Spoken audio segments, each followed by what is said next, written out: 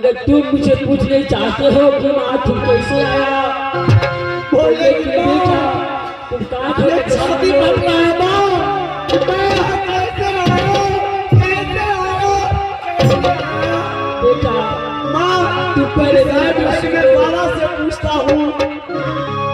बेटा मेरा बात सुनो, क्या कहूँ किससे कहूँ मौदूदी मंसूर है, क्या कहूँ किससे कहूँ मौदूदी मंसूर है। आज इस संसार को चरित्र देखकर मेरा कलेजा चूर है, लेकिन बेटा मुझे पीतल कहानी बेटा रे क्या रे याद पाता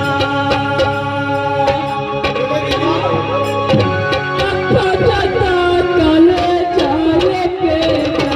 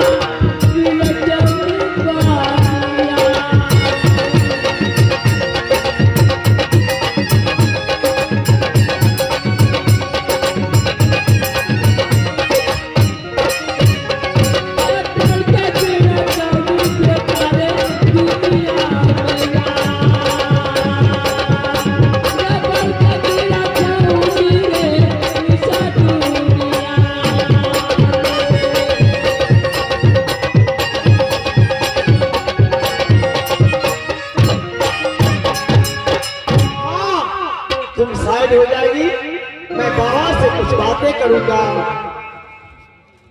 बाबा यह तो माननीय बात है, लेकिन आप यह बताएंगे कि मैं कहाँ का हूँ और मैं यहाँ कैसे आया। चला